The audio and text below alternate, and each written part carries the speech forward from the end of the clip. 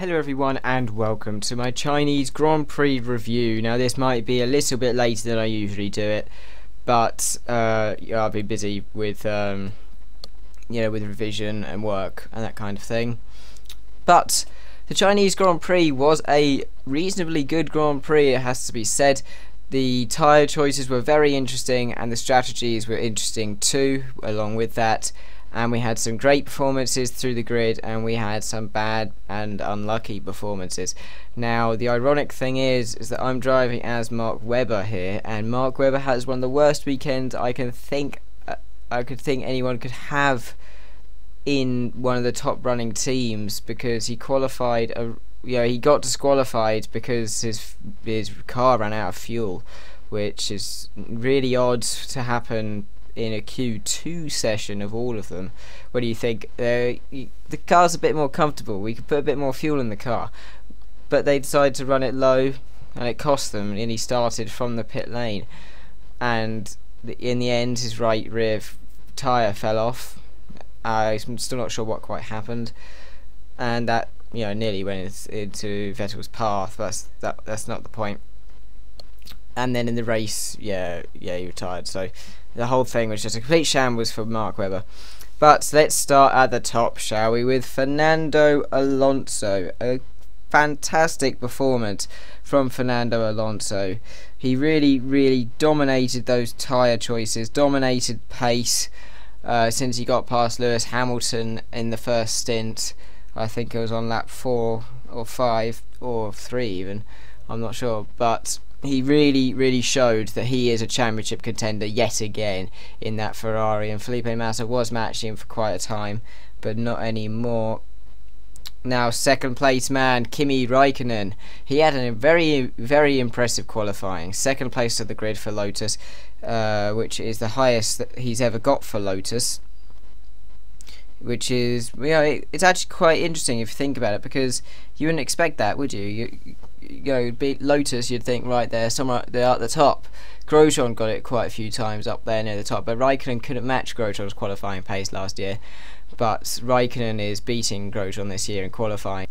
Qualifying second on the grid was immensely important to the race, although he got a terrible start, which put him down in something like 6th. I mean, it was really bad start, and the Ferrari is having their typically good start, going straight near the front, attacking Lewis Hamilton.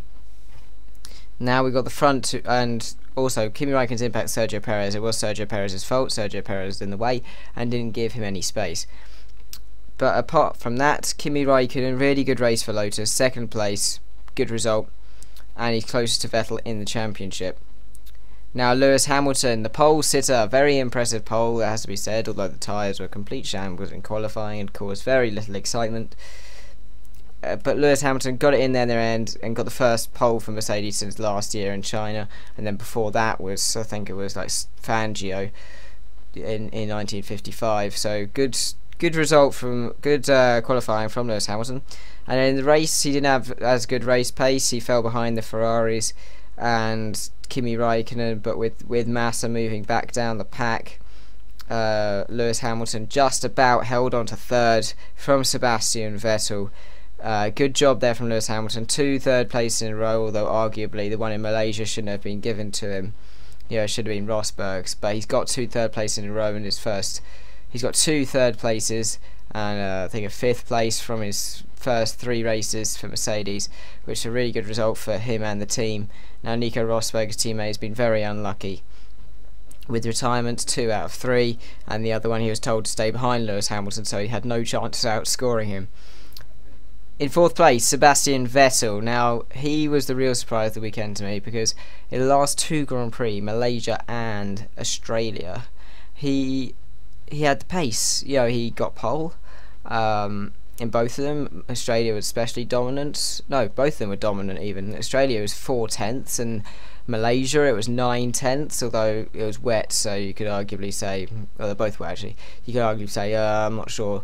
But here in China, when it was dry, the Red Bulls just did not have the pace, and they decided to just do an in-lap and an out-lap on the medium tyre, which he locked up, which is really odd.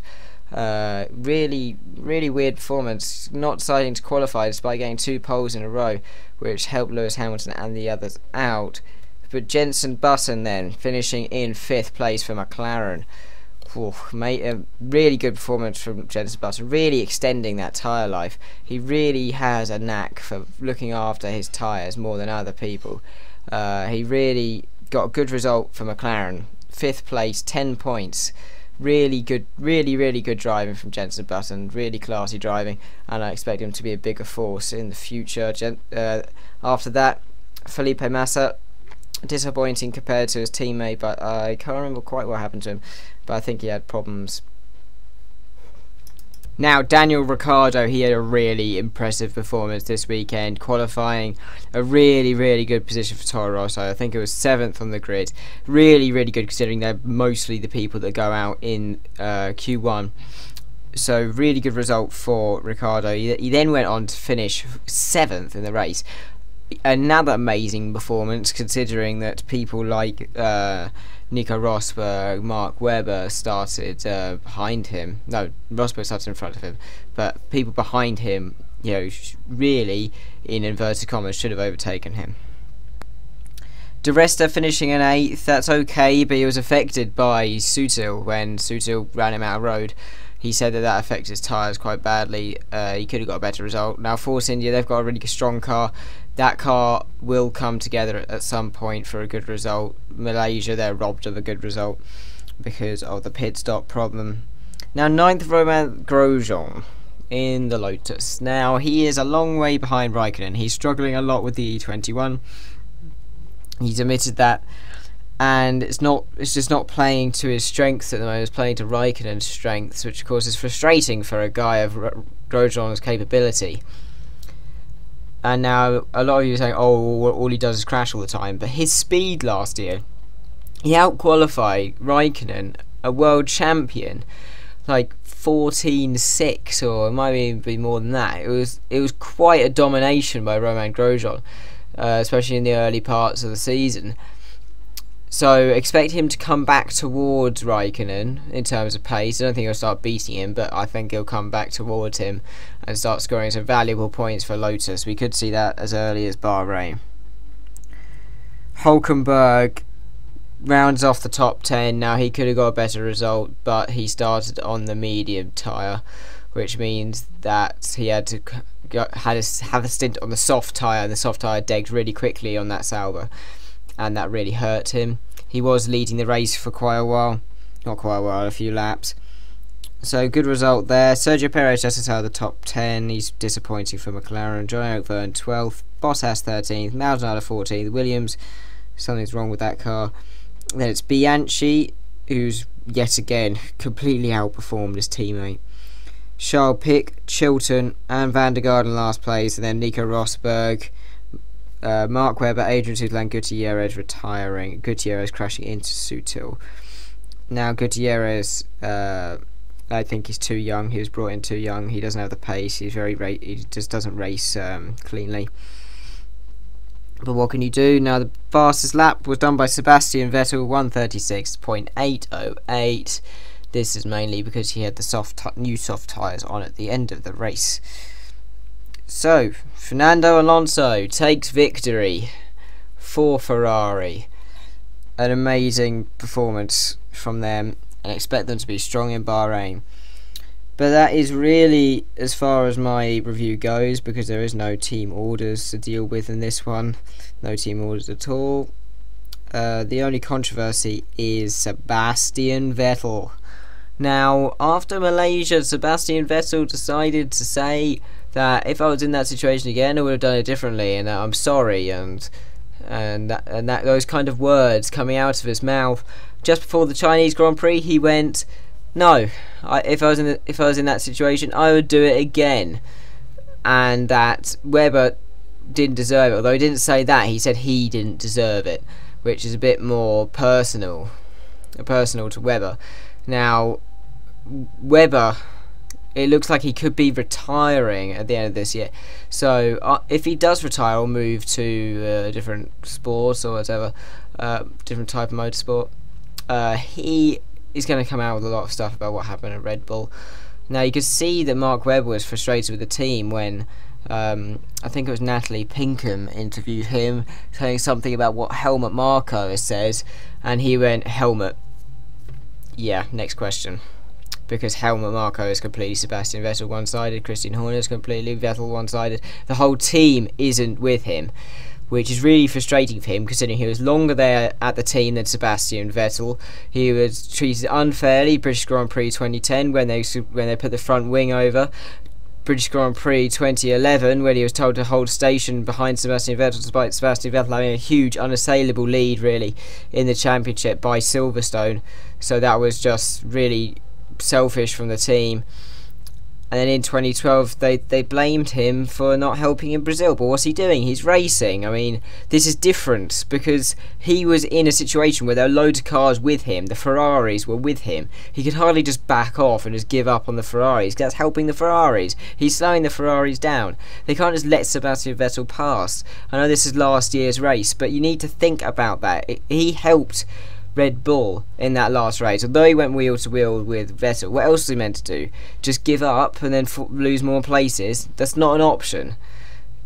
It's unbelievable that Red Bull, through all of this work that Mark Webber's done, to just abandon him effectively in the dark is just unacceptable. And then promoting a spoiled brat who said you'd go against Red Bull orders is exactly what I said in my Malaysian Grand Prix review, that his apology was bullshit and they shouldn't be given the respect that people do give him. Because although he's fast, although he may look like a golden boy, he is not. He has a very, very bad side to him, worse than most other drivers, if not all of them. Even, in my opinion, worse than Pastor Maldonado. Pastor Maldonado doesn't say that kind of stuff. He either says it wasn't my fault, or that's it, really. He just doesn't do that kind of thing as Sebastian Vettel does. Sebastian Vettel is making the team implode by provoking Mark Webber into arguments and incidents on track. So this has really hurt Red Bull. But the problem is, if Webber does leave, who's going to replace him? Because if it's not Ricciardo or Verne, although it should be Ricciardo out of those two, if it's not them, then the Toro Rosso program was completely stupid. If they pick Bianchi or Raikkonen potentially, what is the point of Toro Rosso? Toro Rosso is meant to be a training team. Now, I'm not saying that the Toro Rosso team should disband because they're the old Minardi team, but I'm just thinking they shouldn't have this policy of making it a training camp, if you want, for Red Bull drivers if they're not going to use it. Buemi Alguersuari, they're more than good enough to have a seat at Red Bull, although I'm not saying that you should replace Mark Webber or Sebastian Vettel, but I'm just saying they're good for a higher seat, and they were both kicked out simultaneously for Ricciardo and Verne, who disappointed really in 2012, although the car was quite disappointing. They've had no standout performances that year.